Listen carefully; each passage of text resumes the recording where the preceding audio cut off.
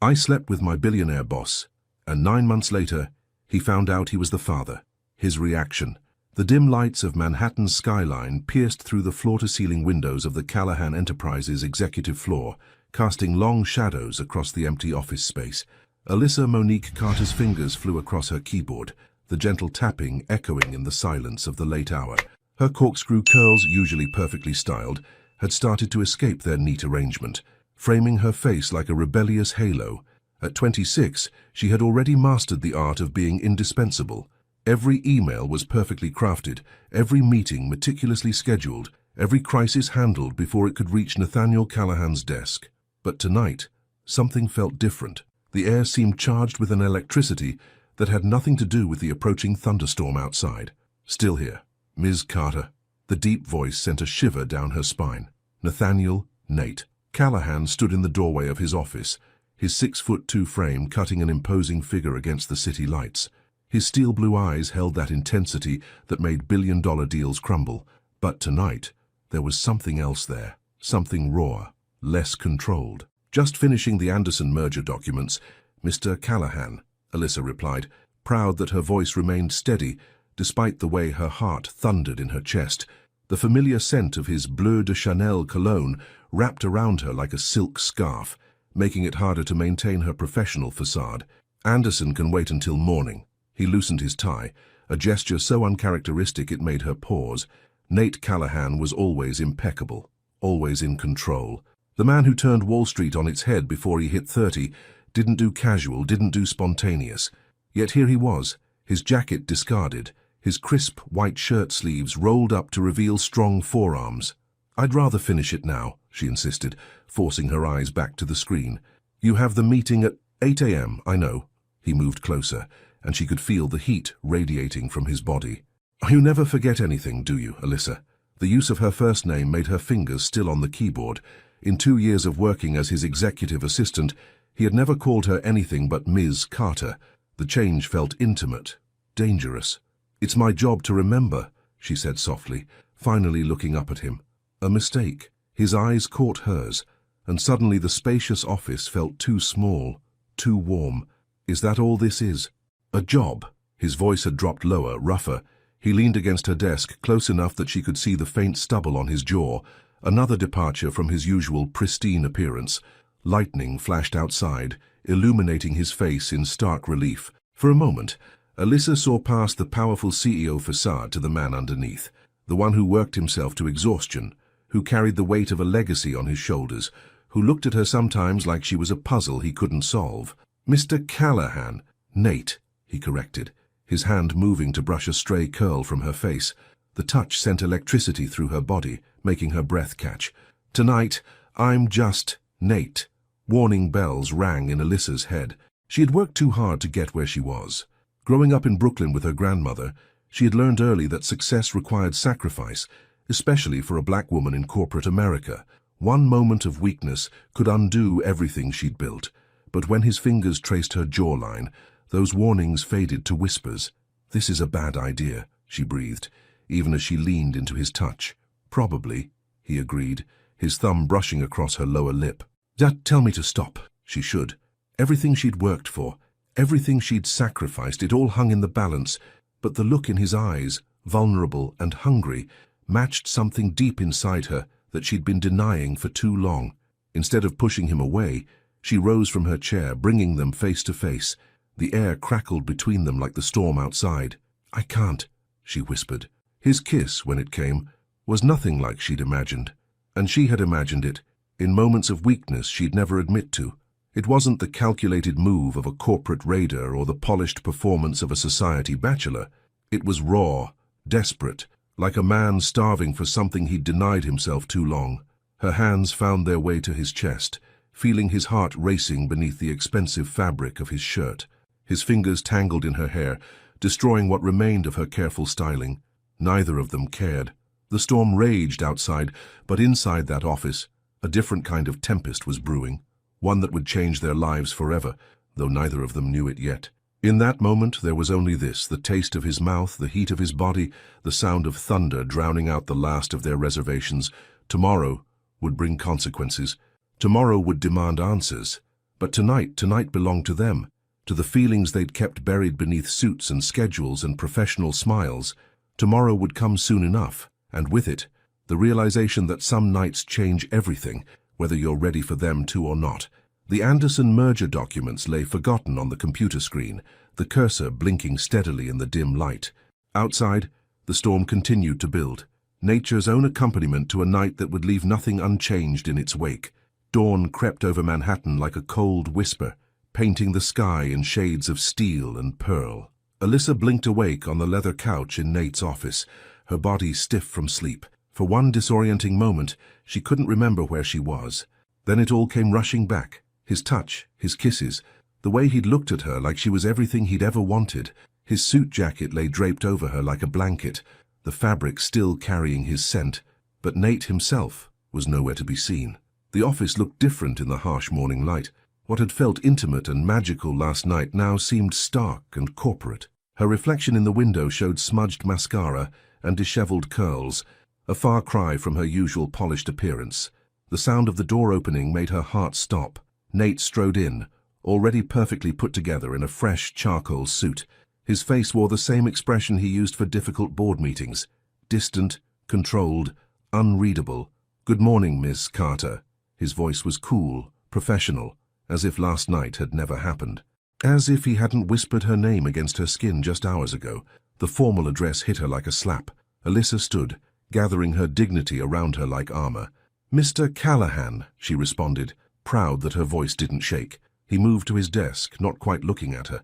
"The Anderson meeting is in an hour. I'll need the final documents ready." Alyssa felt something inside her crack. "Of course," she said, the words tasting like ash in her mouth. "I'll have them on your desk in 15 minutes.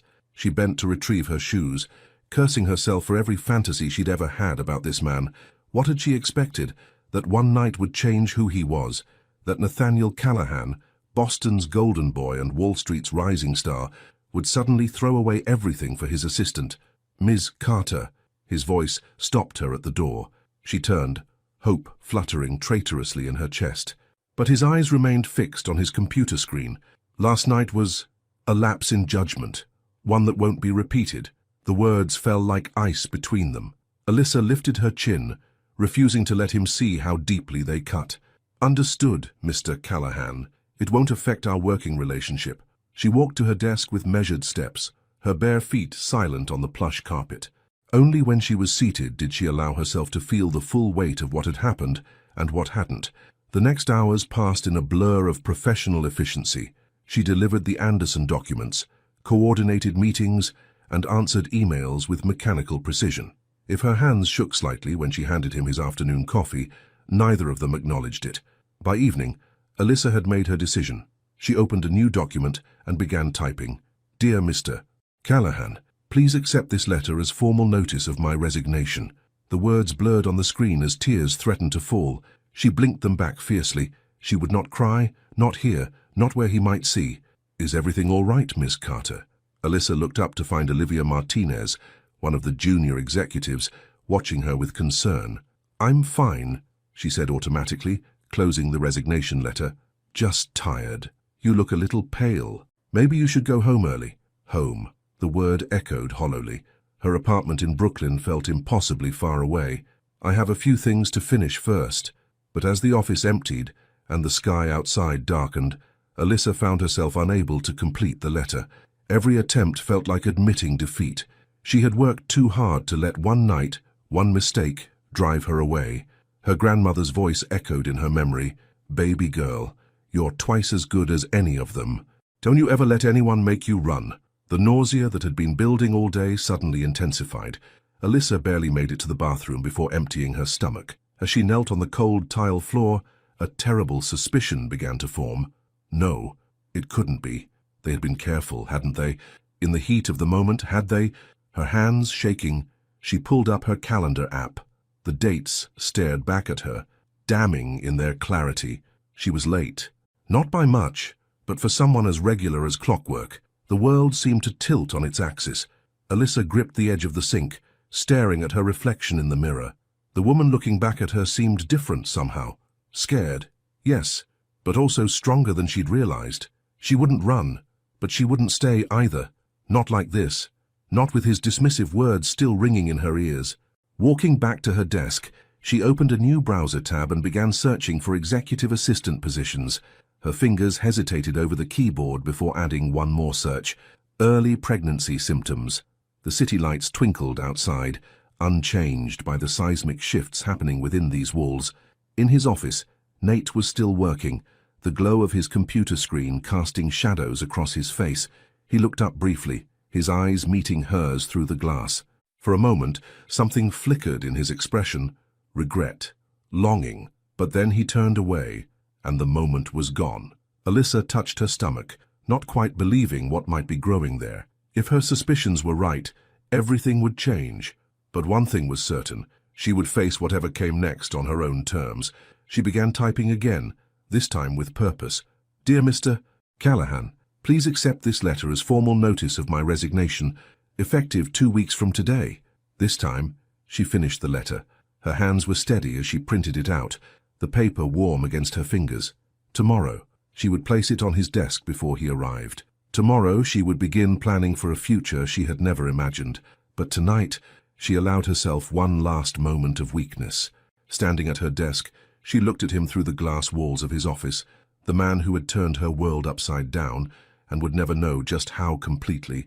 Goodbye, Nate, she whispered, gathering her things. Then she walked to the elevator, her heels clicking against the floor in a rhythm that sounded like endings, and perhaps, though she didn't know it yet, beginnings too. 8 months had passed since Alyssa walked out of Callahan Enterprises, each day bringing new challenges and revelations. Now, standing in her Brooklyn apartment's bathroom, she studied her reflection in the mirror. Her hand rested on her prominent baby bump, visible even through her silk nightgown. The morning sickness had finally subsided, replaced by a different kind of discomfort, the weight of impending motherhood and unspoken truths. You're going to be late for your appointment, baby girl, her grandmother, Rose, called from the kitchen. The smell of ginger tea wafted through the apartment, a remedy that had helped Alyssa through her roughest morning sickness days. Coming, Gran, she replied, giving herself one last look. Her curls were pulled back in a neat bun, her makeup subtle but perfect. Old habits died hard. She might have left the corporate world, but she refused to let go of the standards she'd set for herself. The drive to Manhattan General was quiet, Rose humming gospel tunes under her breath while Alyssa checked her emails on her phone. Her new job at Morrison Global allowed her to work remotely most days, a blessing given her condition. But even now, she couldn't help but scan the business news, her heart skipping whenever Callahan Enterprises made headlines. You still haven't told him, Rose said, not a question but a statement. Her grandmother had never been one to dance around difficult topics. Alyssa's fingers tightened around her phone. He made it clear where we stood. Gran, the baby and I are better off without. Breaking news. Callahan Enterprises CEO announces major healthcare acquisition. Her phone's news alert cut through her words. The headline was accompanied by a photo that made her breath catch. Nate stood at a podium, looking every bit the powerful CEO in a navy suit that she knew would be perfectly tailored. His steel blue eyes seemed to pierce through the screen, stirring memories she'd tried so hard to bury. He's buying St. Clair's Hospital, Alyssa whispered, scanning the article. The entire healthcare network. Rose's knowing look spoke volumes. The same hospital where you're planning to deliver? Before Alyssa could respond, they pulled into the hospital parking lot. The modern glass building loomed before them, and somewhere in the back of her mind, she wondered if this was fate's idea of a cruel joke. The ultrasound room was cool and dim, the technician cheerful as she spread gel across Alyssa's stomach. Ready to see your little one? Alyssa nodded, her throat tight. Every appointment brought a mix of joy and guilt. Joy at seeing her baby, guilt at keeping such a secret. Oh my, the technician's voice held a note of surprise. Look at that profile, strong jawline, just like. She caught herself, glancing at Alyssa's chart where father not listed was clearly marked. But Alyssa had seen it too. Even in the grainy black and white image, there was no mistaking those features. Her son, and she'd known it was a boy for 2 months now, had his father's jawline. Later, sitting in Dr. Rivera's office, Alyssa tried to focus on the routine questions about her pregnancy, but her mind kept drifting to the news article, to Nate's expansion into healthcare. Was it just business, or did he somehow know? Your blood pressure's a bit elevated, Dr. Rivera noted, frowning at her chart. So have you been experiencing any unusual stress? Rose snorted softly from her chair in the corner. Alyssa shot her a warning look. "Just work stuff," she lied. Dr. Rivera didn't look convinced. "Well, with your due date approaching, we need to be extra careful. I want you to start coming in weekly now." Walking out of the hospital, Alyssa's phone buzzed with another news alert. Her heart nearly stopped when she saw the headline, "Nathaniel Callahan to personally oversee St. Clair's transition, effective immediately." "Jesus, Mary, and Joseph," Rose muttered, reading over her shoulder. "Looks like your secret's about to get a lot harder to keep." Alyssa's hands trembled as she tucked her phone away. "It's a big hospital, Gran." "What are the chances?" "In my experience," Rose cut in, "the things we run from have a way of running right back into us." Back home, Alyssa sat at her small desk, trying to focus on work, but her eyes kept drifting to the ultrasound photos propped against her laptop. Her son's profile, Nate's profile, seemed to watch her accusingly. Her phone lit up with a text from Olivia, her former colleague at Callahan Enterprises. "Girl, you won't believe what's happening here. The boss is going crazy about this hospital acquisition. Never seen him so hands-on about anything. You okay? Haven't heard from you in a while." Alyssa's finger hovered over the reply button. How could she explain that she was carrying the CEO's child, that every time she felt her baby kick, she thought about the man who didn't know he was about to be a father? Instead, she opened her laptop and began researching other hospitals in the area. But as she scrolled through options, her grandmother's words echoed in her mind. "The things we run from have a way of running right back into us." The baby kicked, strong and insistent, as if agreeing. Alyssa pressed her hand against her belly, feeling the movement that had become so familiar. "I'm just trying to protect you," she whispered. But as the sun set over Brooklyn, casting long shadows across her apartment, she wondered who she was really protecting. The baby? Herself? Or the man whose heart she'd seen beneath the corporate armor, if only for one night? Her phone buzzed again. Another news alert about Callahan Enterprises. This time, the photo showed Nate touring St. Clair's maternity ward. He was smiling, but Alyssa knew that smile. It didn't reach his eyes, just like it hadn't that morning after their night together. The baby kicked again, harder this time. Alyssa closed her eyes, remembering the vulnerability in Nate's voice when he'd whispered her name, the way his hands had trembled despite his usual control. There had been real feelings there, hadn't there? Or had she imagined it all? "Your daddy's a complicated man," she told her bump, her voice soft in the gathering darkness. "But you're going to be here soon, and then everything will change." She just didn't know how right she was. The contractions hit during a conference call. Alyssa had been in the middle of presenting quarterly projections to Morrison Global's executive team when the first wave of pain crashed through her body. She managed to maintain her composure, finishing her presentation with gritted teeth, but by the time she hung up, her water had broken. "Gran!" she called out, her voice tight with panic. "It's time!" The next hour passed in a blur of activity. Rose's calm efficiency took over, directing the Uber driver to St. Clair's Hospital, while Alyssa breathed through increasingly intense contractions. They had planned to deliver at Mount Sinai, far from any chance of running into Nate, but the baby had other plans. "Just breathe, baby girl," Rose soothed, holding her hand as they wheeled her into the labor and delivery unit. "Everything's going to be fine."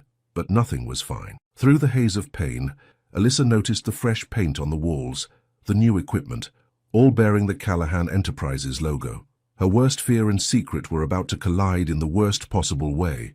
Dr. Rivera met them in the delivery room, her face concerned. "The baby's heart rate is elevated," she announced after checking the monitors, "and your blood pressure is too high. We need to prep for an emergency C-section." The word sent a spike of fear through Alyssa's heart. This wasn't how it was supposed to happen. She wasn't ready. She hadn't prepared for this. She hadn't... "Mrs. Carter," a nurse appeared at her bedside. "We need your emergency contact information for the forms." "I'm her grandmother," Rose started to say, but the nurse shook her head. "Hospital policy requires us to notify the father, if he's listed." Alyssa's next contraction hit so hard she saw stars. Through the pain, she heard Dr. Rivera's voice. "The father isn't Nathaniel Callahan." The words escaped before Alyssa could stop them, torn from her by pain and fear. "The father is Nathaniel Callahan." The room fell silent, except for the steady beep of monitors. Then everything exploded into motion. "Did she say Callahan?" "As in our new CEO?" "Someone page administration." blood pressure rising. "We need to move now." Alyssa caught fragments of conversation as they wheeled her toward the operating room. Rose's face appeared above her, worried but determined. "Baby girl, are you sure about this? If something happens—" Alyssa gasped through another contraction. "He needs to know. The baby needs to know his father." The operating room lights were blindingly bright. As the anesthesiologist prepared to administer the spinal block, Alyssa heard commotion in the hallway. Then a voice she'd tried so hard to forget cut through the chaos. "What do you mean, my child? I don't have a—" Nate's voice stopped abruptly. Through the door's window, Alyssa saw him frozen in place, his usually impeccable appearance disheveled, as if he'd run all the way from his office. His eyes locked onto her through the glass, and the world seemed to stop spinning for a moment. The door burst open. Nate strode in, still in his suit, but now wearing surgical scrubs over it. His face was a storm of emotions: shock, anger, fear, and something else. Something that made Alyssa's heart twist. "Why didn't you tell me?" His voice was rough, barely controlled. Before she could answer, another contraction seized her, and the monitors began beeping urgently. "Mr. Callahan," Dr. Rivera's voice was sharp. "We need to operate now. Either step out or stay quiet." To everyone's surprise, including Alyssa's, Nate moved to her side. His hand found hers, warm and steady despite the tremor she felt in his fingers. "I'm staying," he said, his eyes never leaving Alyssa's face. The next few minutes were a blur of sensation. The cold antiseptic on her skin, the pressure of the spinal block, the strange tugging feeling as they operated. Through it all, Nate's hand remained in hers, his thumb tracing circles on her palm just like he had that night so long ago. Then, cutting through the haze of medication and emotion, a strong cry filled the room. "It's a boy," Dr. Rivera announced. "A beautiful, healthy boy." Alyssa couldn't see past the surgical drape, but she could see Nate's face as he looked at their son for the first time. The careful mask he always wore cracked completely, revealing raw wonder and love that took her breath away. "He's perfect," Nate whispered, his voice thick with emotion. Then his eyes met hers, and the storm of feelings there made her heart stop. "He's ours." The baby was cleaned and wrapped, then brought to them. As Alyssa held her son for the first time, she saw what the ultrasound had hinted at. He was undeniably Nate's child, from the strong jawline to the already serious expression. "Alexander," she said softly, the name she'd chosen months ago. Alexander Rose Callahan. Nate's sharp intake of breath made her look up. His eyes were suspiciously bright as he reached out to touch their son's tiny hand. "You gave him my name." "He was always yours too," Alyssa admitted, tears finally spilling over. "I was just scared." "We have a lot to talk about," Nate said, his voice gentle but firm. The anger wasn't gone. She could see it simmering beneath the surface, but it was tempered by something stronger. "But right now, our son needs us both." As if in agreement, Alexander grabbed his father's finger with surprising strength. The gesture seemed to undo Nate completely. He pressed his forehead to Alyssa's, his breath shaky. "I thought I'd lost you," he whispered, so quietly only she could hear. "Both of you." Outside the operating room, the hospital continued its busy routine. Somewhere, board members were probably having fits about their CEO's sudden disappearance. Rumors were likely already spreading through both their companies, but in that moment, none of it mattered.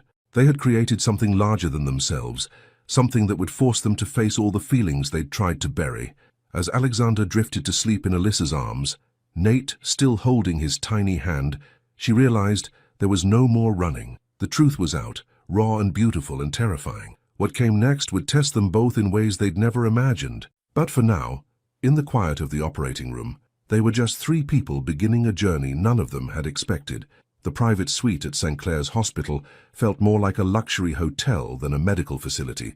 Nate had insisted on the best accommodations, his efficient assistant having transformed the room with fresh flowers and premium amenities within hours of Alexander's birth. But no amount of luxury could ease the tension that crackled between the new parents.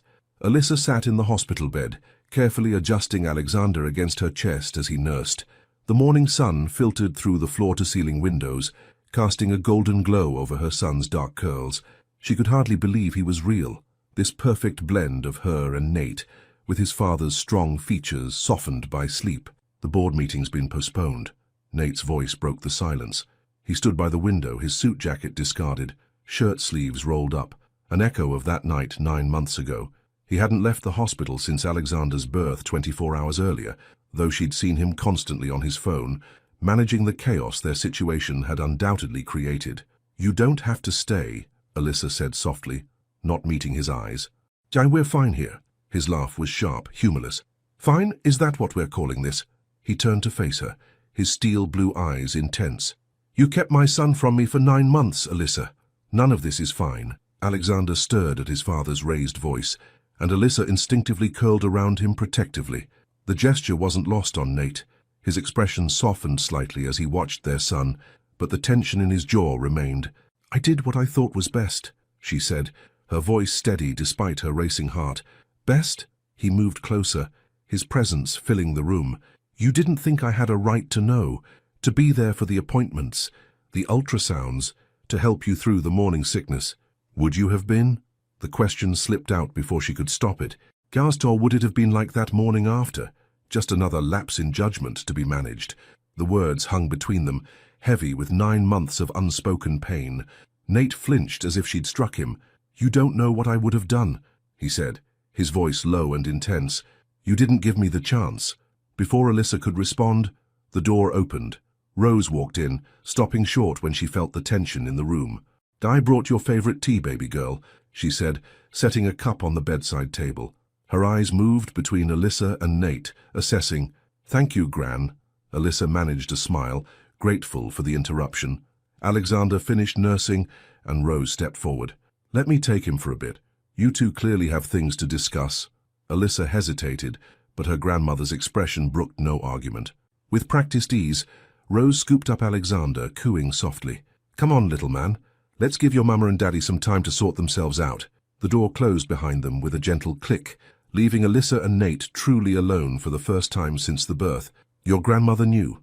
Nate asked, running a hand through his usually perfect hair. "Who else?" "Just Dr. Rivera." Alyssa adjusted her hospital gown, missing the weight of Alexander in her arms. "I didn't tell anyone at work, not even Olivia." His question surprised her. She'd forgotten how observant he was, how he noticed the small details of his employees' lives. "No one," she repeated. "I left Callahan Enterprises before I started showing." Nate moved to sit in the chair beside her bed, close enough that she could smell his familiar cologne. The scent brought back memories she'd tried so hard to suppress. His hands in her hair, his lips on her neck, the way he'd whispered her name like a prayer. "I looked for you," he said quietly, the admission seeming to cost him something. "After you left. But you'd changed your number, moved apartments. I didn't want to be found." "Why?" His voice cracked slightly on the word. "Was that night really so terrible? Did I hurt you somehow?" The vulnerability in his question made her heart ache. "No," she whispered. "That night was perfect. It was the morning after that broke me." Understanding dawned in his eyes, followed quickly by regret. "I panicked," he admitted. "I'd wanted you for so long, fought so hard against it because you were my employee, because I thought it would complicate everything. Then that night happened, and it was more than I'd ever imagined, and I got scared." Nathaniel Callahan scared. She tried for sarcasm, but her voice trembled. "Terrified," he corrected, reaching for her hand. She let him take it, his thumb finding that spot on her palm that always made her shiver. "You made me feel things I couldn't control. For a man who built his life on control, it was easier to push me away," she finished. "Easier, yes, but not better." His eyes met hers, raw with honesty. "I've regretted that morning every day since." A knock at the door interrupted them. A nurse entered with Alexander's chart, and the moment shattered. Nate dropped her hand, standing to pace by the window again. "The pediatrician will be by soon," the nurse informed them, checking monitors. "And Mr. Callahan, your assistant, called. The press is gathering outside. They're asking for a statement about the baby." Reality crashed back in. Of course there would be press. The CEO of Callahan Enterprises having a secret baby with his former executive assistant. It was the kind of scandal that would dominate business news for weeks. "I'll handle it," Nate said, his CEO mask slipping back into place. But when the nurse left, he turned back to Alyssa, his expression softening. "We need to talk about how we're going to handle this, all of it." "I won't keep you from him," Alyssa said quickly. "We can work out a custody arrangement." "Stop," his voice was sharp. "Is that what you think I want? Some cold, legal arrangement where we pass our son back and forth like a business contract? What do you want, Nate?" She was tired, emotionally drained and suddenly terrified of his answer. He moved to her bedside again, sitting closer this time. "I want to know my son. I want to be there for every moment I've already missed. I want—" He broke off, struggling with words in a way she'd never seen before. "I want a chance to prove that mourning wasn't who I really am, that I can be the man you saw that night, the one who wasn't afraid to feel something real." Before she could respond, Rose returned with Alexander. The baby was fussing, his little face scrunched up in displeasure. Without thinking, Nate reached for him, and Rose placed Alexander in his father's arms. The transformation was immediate. Alexander quieted, looking up at Nate with unfocused eyes. Nate's entire body softened as he held his son, wonder replacing the tension in his features. "Hey, buddy," he whispered, voice thick with emotion. "I'm your dad. I'm sorry I'm late to the party, but I'm here now. And I'm not going anywhere." Watching them together, Alyssa felt tears slip down her cheeks. Rose squeezed her shoulder gently. "Sometimes," her grandmother murmured, "the hardest walls to break down are the ones we build ourselves." The sun continued its journey across the sky, casting long shadows in the hospital room. Outside, reporters waited for their story. Somewhere, board members and executives were demanding explanations. But inside this room, something was shifting, changing, healing. It wasn't forgiveness, not yet, but it was a beginning. Callahan Enterprises CEO's secret love child, business world shocked by hidden romance. From executive assistant to mother of billion-dollar baby, Wall Street's most eligible bachelor no more. Nathaniel Callahan's hidden family revealed. The headlines screamed from every business publication and gossip site, each more sensational than the last. Alyssa scrolled through them on her phone, her stomach churning as she sat in the back of Nate's bulletproof SUV. Alexander slept peacefully in his car seat, blissfully unaware of the media frenzy surrounding his existence. "Don't read that trash," Nate said from beside her, not looking up from his laptop where he was reviewing the press statement his PR team had prepared. He'd insisted on driving them home from the hospital himself, though his security team followed in separate vehicles. "Easy for you to say," Alyssa replied, her voice tight. "You're being painted as the powerful CEO with a secret passion. I'm being called a gold digger who trapped you with a baby." Nate's head snapped up, his eyes flashing dangerously. "What? Show me." "It doesn't matter." She locked her phone, turning to check on Alexander instead. Their son's peaceful face centered her, reminding her what was truly important. "It matters to me." Nate's voice was soft but intense. He closed his laptop, shifting closer to her in the back seat. "Alyssa, look at me." She did, struck again by how different he looked from his usual corporate self. He'd forgone his suit jacket, his crisp white shirt wrinkled from hours at the hospital. Dark stubble shadowed his jaw, and his usually perfect hair was slightly disheveled from running his hands through it, a nervous habit she'd forgotten about. "No one gets to paint you as anything less than what you are," he said firmly. "You're brilliant, capable, and you've carried and protected our son alone for 9 months. If anyone tries to smear your name—" "You can't control everything, Nate," she interrupted gently. "Especially not now." The truth of her words seemed to hit him hard. Control had always been his shield, his way of managing a world that had taught him early that vulnerability was weakness. But a baby changed everything. As if to prove her point, Alexander chose that moment to wake up crying, the sharp, hungry wail that Alyssa had quickly learned to recognize. Without thinking, she reached for him, but Nate was faster. "I've got him," he said, carefully unbuckling the car seat. His large hands looked almost comically gentle as he lifted their son, supporting his head with practiced care. He'd made the nurses show him exactly how to hold the baby properly. "He's hungry," Alyssa explained, already reaching for the nursing cover in her bag. "Here, let me—" "Sir," Nate's driver called from the front, "we have paparazzi ahead." Sure enough, a group of photographers had gathered outside Alyssa's Brooklyn apartment building. Nate's jaw tightened as he looked at them through the tinted windows. "Take us to my penthouse instead," he ordered, then turned to Alyssa. "It's secure, private, and has better security, just until this dies down. Nate, please." His voice was soft, almost pleading. "Let me protect you both, just for now." Alexander's cries grew more insistent. Alyssa looked at the photographers, then at her son's red face, and nodded. Just for now. The drive to Manhattan was tense, broken only by Alexander's feeding and Nate's quiet phone calls arranging for Alyssa's essentials to be brought from her apartment. By the time they pulled into the private garage of his building, the sun was setting over the city. Nate's penthouse was exactly as she'd imagined it would be. sleek, modern, and impeccably decorated in shades of grey and blue, but something was different. "Is that a nursery?" she asked, spotting the open door down the hall. Nate shifted Alexander in his arms, looking almost embarrassed. "I had it set up while you were in the hospital. The designer worked through the night." "I know I should have asked, but—" Alyssa walked to the room, her heart stopping when she saw it. The space was perfect. Warm grey walls with white trim, a state-of-the-art crib, a comfortable glider, and a changing table stocked with everything they could need. But what caught her eye was the wall art, a collection of framed ultrasound photos. "How did you get these?" she whispered. "Dr. Rivera," Nate admitted, coming to stand beside her. "I wanted him to have every moment, even the ones I missed." Tears pricked at her eyes. Before she could respond, her phone buzzed with a text from Rose. "CNN breaking news about you two. Call me when you can." Reality crashed back in. Alyssa moved to the living room, turning on the massive TV that dominated one wall. Sure enough, their story was everywhere. In breaking business news, Callahan Enterprises stock has responded positively to CEO Nathaniel Callahan's surprise fatherhood announcement, the anchor was saying. Sources close to the company suggest this personal development might soften Callahan's notorious hard-edge image.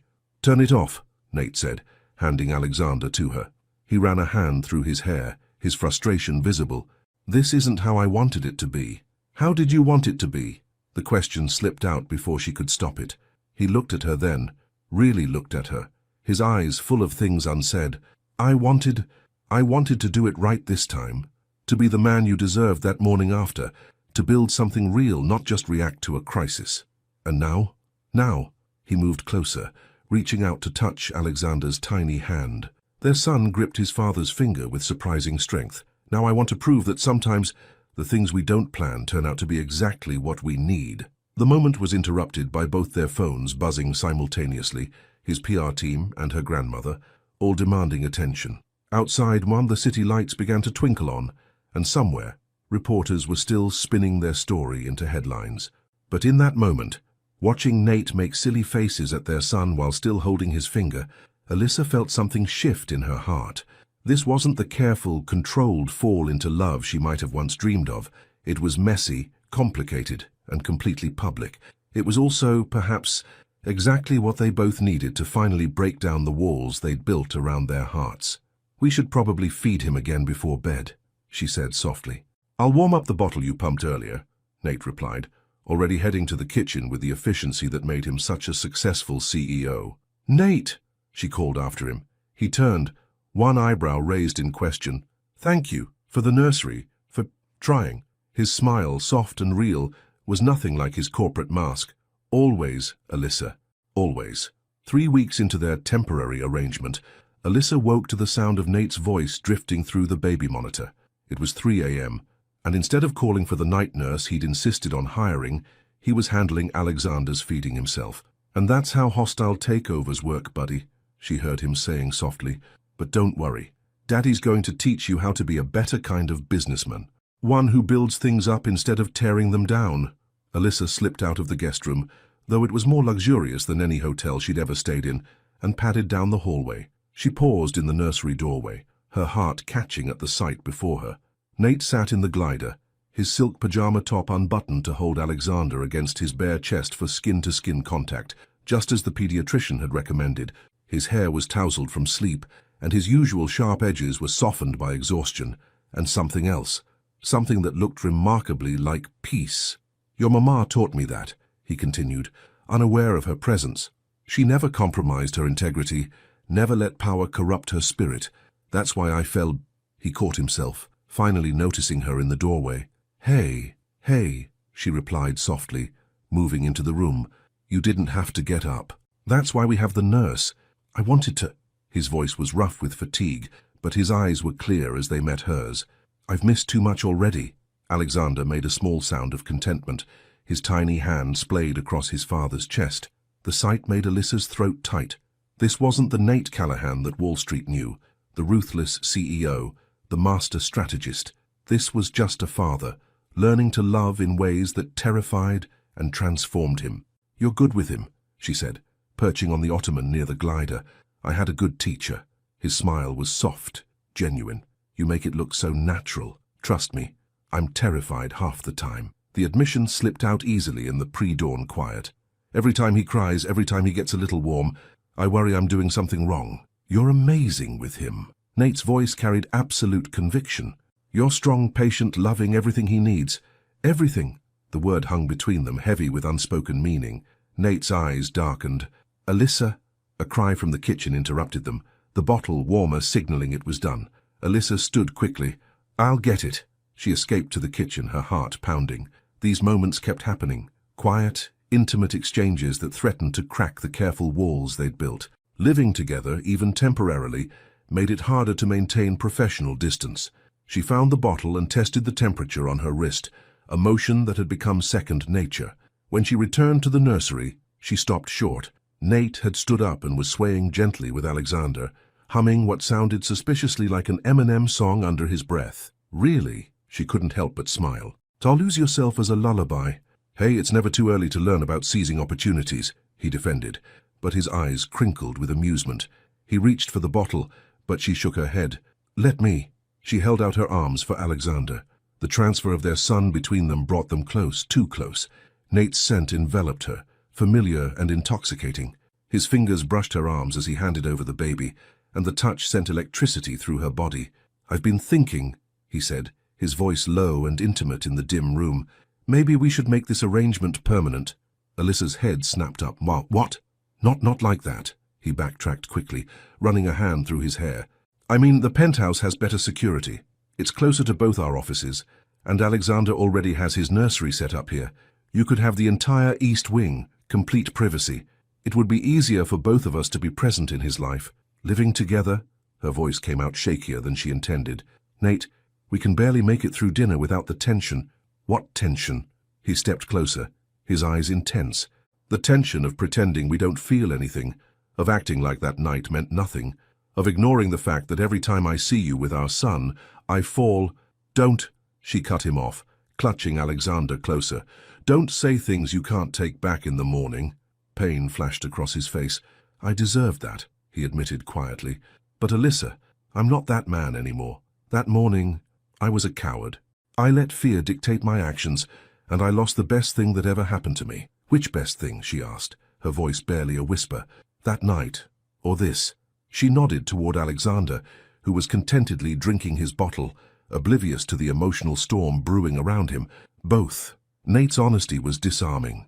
"Everything. You gave me everything I never knew I needed, and I threw it away because I was too scared to admit what I felt." A notification chimed on his phone, probably another email from the office. The sound seemed to break the spell of the moment. Alyssa stepped back, creating distance between them. "We should focus on Alexander," she said, falling back on practicality. "That's what matters now." "Is it?" Nate challenged softly. "Is that all that matters between us?" Before she could answer, Alexander finished his bottle and began fussing.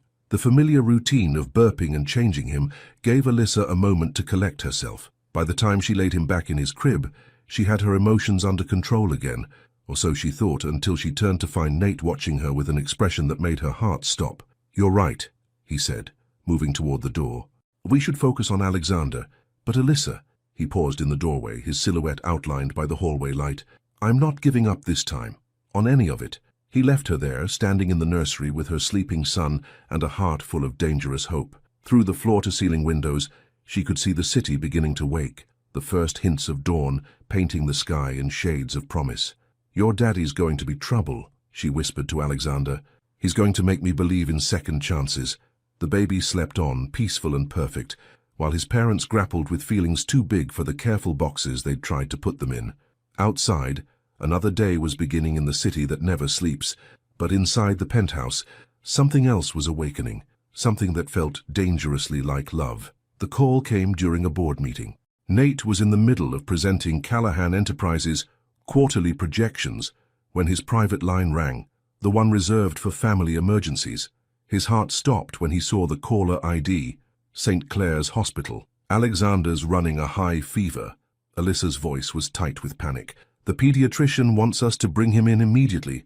The next hour was a blur. Nate vaguely remembered barking orders to postpone the meeting, his carefully maintained CEO composure cracking as he raced to the hospital. By the time he arrived, Alyssa was already in the pediatric emergency room, cradling their 6-week-old son, who looked impossibly small under the harsh fluorescent lights. "What happened?" he demanded, striding into the room. His tie was loose, shirt sleeves rolled up, the perfect image of corporate control completely abandoned. "He was fine this morning," Alyssa said, her voice shaking. "Then he wouldn't eat, and he felt so hot." Before she could finish, the medical team swept in.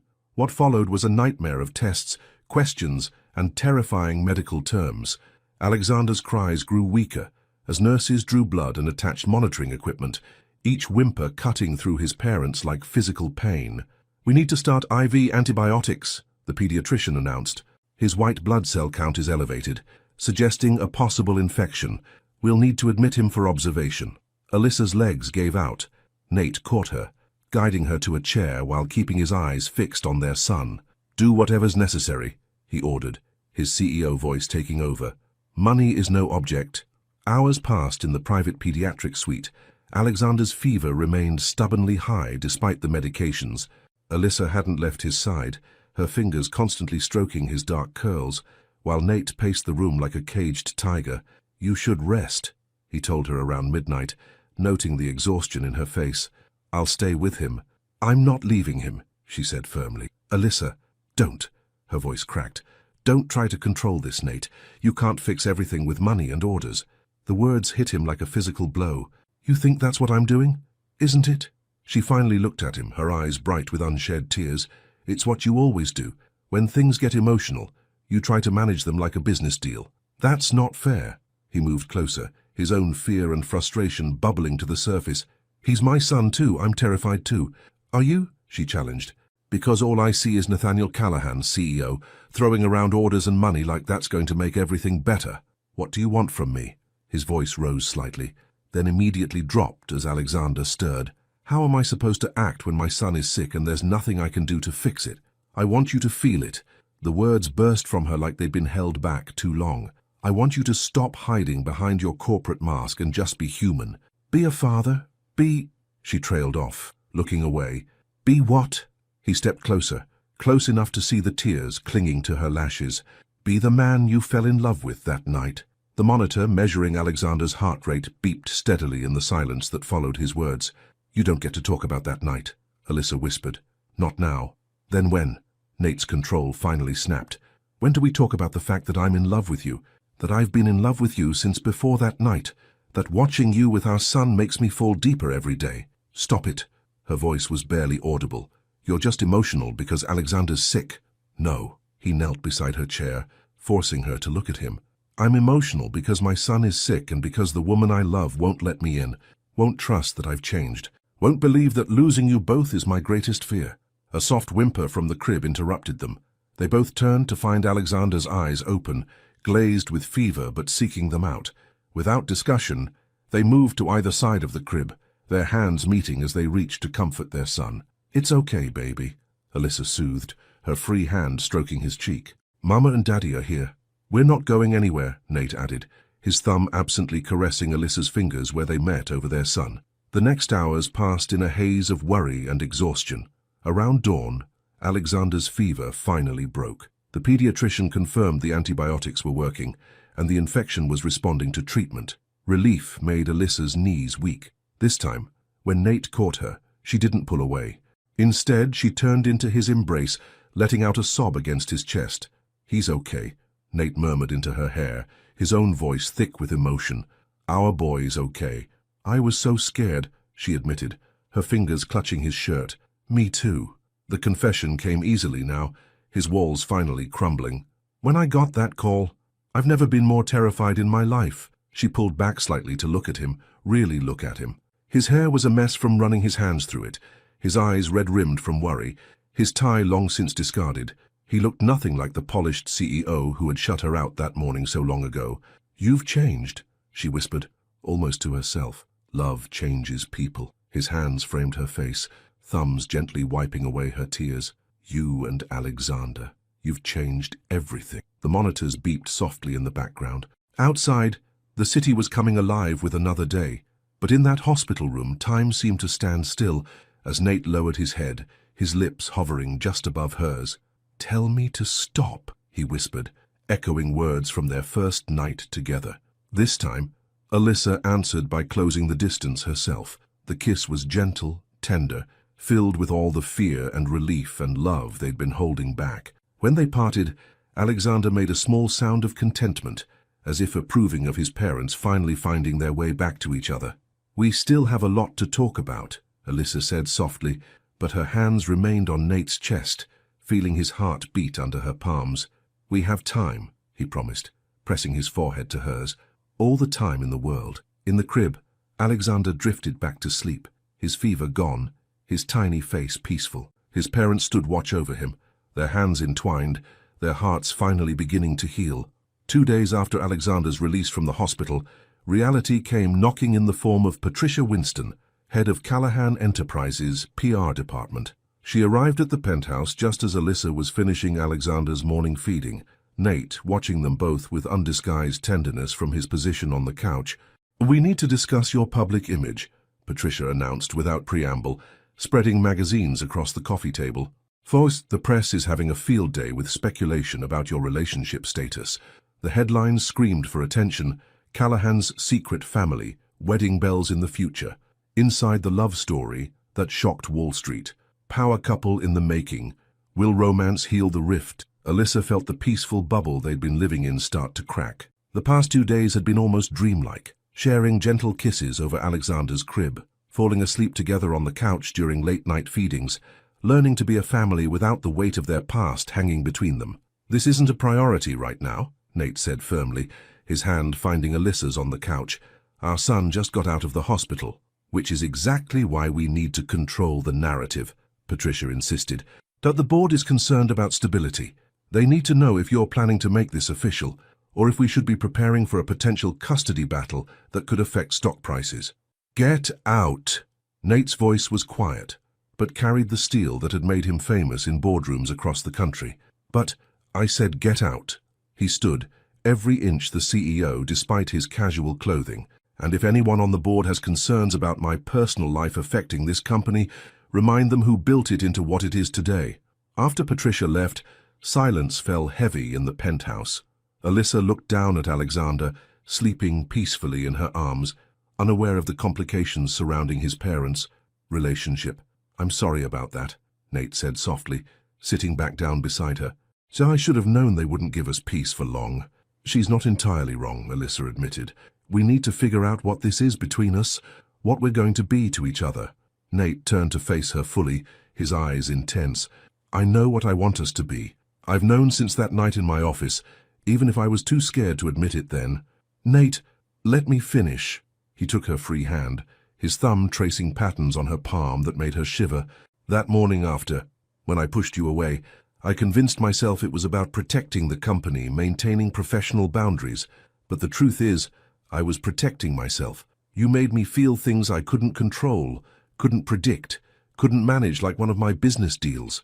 And now," her voice was barely a whisper, "now," he smiled, reaching out to stroke Alexander's cheek, "now I know that the best things in life are the ones you can't control. Our son taught me that, and you've shown me what real strength looks like. Not the kind that comes from power or money, but the kind that comes from loving completely, even when it's terrifying." Tears pricked at Alyssa's eyes. "I'm scared," she admitted. "Not of loving you. I think I've loved you since before that night. I'm scared of trusting that this is real, that you won't wake up one morning and decide it's all too complicated again."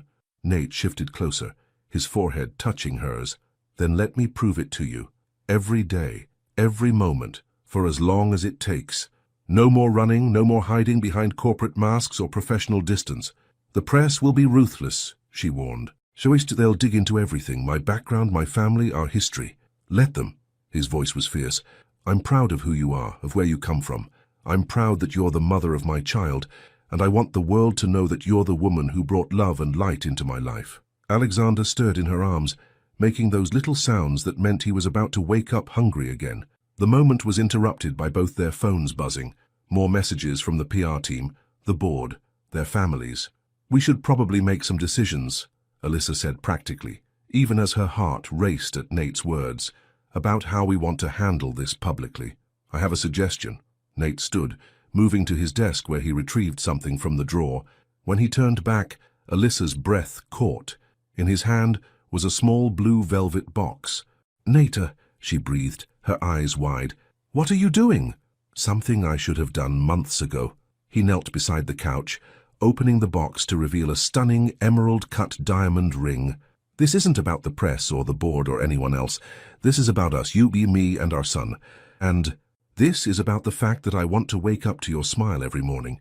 Want to watch Alexander grow up with both his parents together. Want to spend the rest of my life proving that love is worth more than control. Is this? When did you get this?" She couldn't take her eyes off the ring. "The day after Alexander was born," he admitted sheepishly. "I've been carrying it around ever since, waiting for the right moment. But I'm done waiting. I'm done letting fear hold me back from what I really want." Alexander chose that moment to fully wake up, his demanding cry filling the penthouse. They both laughed, the tension breaking. "Your timing needs work," Alyssa teased, adjusting their son to nurse. "Story of my life," Nate smiled, still holding the ring. "But I'm hoping you'll give me a chance to get it right this time. Alyssa Monique Carter, will you marry me? Not for the press, not for the board, but because I love you more than I ever thought possible." Tears spilled down her cheeks as she looked between the man she loved and the son they'd created together. "Yes," she whispered. "Yes, I'll marry you." The ring slid perfectly onto her finger, catching the morning light and throwing rainbows across Alexander's peaceful face as he nursed. Outside, the city buzzed with activity, unknowing that in a penthouse high above, a family was finally becoming whole. "The press is going to go crazy," Alyssa murmured, but she couldn't stop smiling. "Let them," Nate said, pulling her and Alexander into his arms. "Some things are worth the headlines." The winter sun painted Central Park in shades of gold and white, the fresh snow sparkling like diamonds. From the private room at the Plaza Hotel, Alyssa watched guests arriving for the wedding, their colorful coats dotting the pristine landscape below. "He's absolutely perfect in his little tuxedo," Rose cooed, holding 3-month-old Alexander. The baby looked dapper in his custom-made outfit, a miniature version of his father's, just like his daddy. Alyssa smiled, turning from the window. Her own reflection caught her breath. The elegant white gown hugged her curves perfectly, its sophisticated design a blend of modern elegance and timeless grace. "Speaking of his daddy," Rose's eyes twinkled, "that man's been trying to sneak in here all morning. Security had to turn him away twice." "Nathaniel Callahan stopped by security," Alyssa laughed. "That must be killing him. Some things even CEOs can't control," Rose said wisely, adjusting Alexander's tiny bow tie, like tradition and love. A knock at the door revealed Olivia, stunning in her maid-of-honor dress. "Everything's ready," she announced, then paused, taking in Alyssa's appearance. "Oh my God, you're gorgeous. Nate's going to lose it when he sees you." The ceremony space in the plaza's ballroom had been transformed into a winter wonderland, with crystal decorations catching the light from thousands of tiny bulbs. But as Alyssa stood at the entrance, her arm linked with her grandmother's, she barely noticed the decor. All she could see was Nate. He stood at the altar, tall and handsome in his tuxedo, but it was his expression that made her heart stop. Gone was the corporate mask, the careful control. His face showed pure love, wonder, and a vulnerability he now wore proudly. As she walked down the aisle, memories of their journey flashed through her mind. That first night in his office, the painful morning after, the months of separation, the dramatic revelation of Alexander's birth, the fear during his illness, and finally, the joy of finding their way back to each other. When she reached him, Nate took her hands in his thumbs brushing across her knuckles in that familiar gesture that had always made her shiver.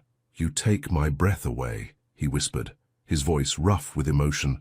The ceremony began, but Alyssa barely heard the words. She was lost in Nate's eyes, in the love she saw there, in the promise of their future together. "Joysaker Nathaniel James Callahan," his voice was clear and strong as he began his vows, "spent my life building walls and maintaining control. Then you walked into my office with your brilliant mind and beautiful soul, and those walls began to crack. I fought it, tried to protect myself from feeling too much, and in doing so I almost lost everything that mattered. But you gave me a second chance. You and our incredible son showed me that real strength isn't about control. It's about having the courage to love without limits. I promised to spend every day proving worthy of that love, to be the husband and father you both deserve, and to never let fear stand in the way of us again. Tears slipped down Alyssa's cheeks as she began her own vows. I, Alyssa Monique Carter, learned early that success meant being twice as good, twice as strong, twice as careful. I built my own walls, thinking they would protect me, but you saw through them, saw me, even when I was trying to hide. Our journey hasn't been easy or traditional, but it's been real. You've shown me that true love isn't about being perfect, it's about being perfectly matched, flaws and all. I promise to stand by you as your partner, your equal, to raise our son with all the love and strength we both bring to this family, and to never let go of the magic we create together. Rose stepped forward with Alexander, who immediately reached for both his parents. Laughter rippled through the guests as Nate took their son in his arms, holding him between them as they exchanged rings. "Owed by the power vested in me," the officiant smiled, "I now pronounce you husband and wife. You may kiss the bride." Nate's kiss was gentle but full of promise, one hand still holding Alexander, while the other cupped Alyssa's face. When they parted, their son's happy gurgle seemed to express everything their hearts were feeling. The reception was a blend of elegant sophistication and warm intimacy. The business world's elite mingled with Alyssa's family from Brooklyn, while Alexander was passed around like a precious treasure, charming everyone he met. "Mrs. Callahan," Nate's voice was warm in her ear as they shared their first dance. "How does it feel?" "Perfect," she smiled, then added with a teasing glint, "though I'm keeping Carter professionally. Can't have people thinking I slept my way to the top." His laugh was free and genuine, a sound that had become wonderfully common in recent months. "You're going to run that company one day," he said seriously, "because you're brilliant, not because you're my wife. One step at a time," she said softly. "We have a lifetime to figure it all out." Later, as the party wound down, they stood on the hotel's balcony. Alexander slept peacefully in Nate's arms, while snow fell gently around them. The city stretched out below, its lights twinkling like stars fallen to earth. "Any regrets?" Alyssa asked, leaning into his side. "Just one," he replied, pressing a kiss to her temple. "That I wasted so much time being afraid of this, of us." "No time was wasted," she said wisely. "Every moment led us here, made us who we are, gave us our son. Sometimes the longest road is the one that leads you home." Nate shifted Alexander to one arm so he could pull Alyssa closer. "You are my home," he whispered. "You and this little guy. Everything else, the company, the press, the expectations, it's just background noise." The snow continued to fall, dusting their shoulders with diamond-like crystals. Below, the last of the guests were leaving, their cars creating tracks in the fresh snow. Tomorrow would bring new challenges, new adventures, new chapters in their story. But tonight, in this moment, they were simply a family. A man who had learned that love was stronger than control. A woman who had found that vulnerability could be its own kind of strength. And the beautiful baby boy who had brought them back together. "I love you," Nate murmured, his voice carrying all the emotion of their journey. "I love you too," Alyssa replied, her heart full of joy and promise. "Always." Alexander sighed in his sleep, his tiny hand gripping his father's lapel, while his other hand reached for his mother's finger. Even in sleep, he kept his parents connected, just as he had from the moment of his existence. Together they stood, watching the snow fall over their city, their love story written not in business deals or power plays, but in the quiet moments of truth, in the courage to feel deeply, and in the endless possibilities that lay ahead. For sometimes the greatest adventures begin not with a business plan, but with a single night of letting go. And sometimes the most powerful empires are built not in boardrooms, but in the heart, where love rules without limits and family is the only bottom line that truly matters. The end.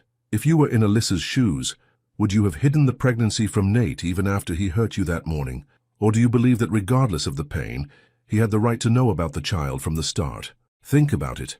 On the one hand, we have a hurt woman who was treated like a mistake after a special night. On the other, a man who, despite his fears and failings, had a right to know that he was going to be a father.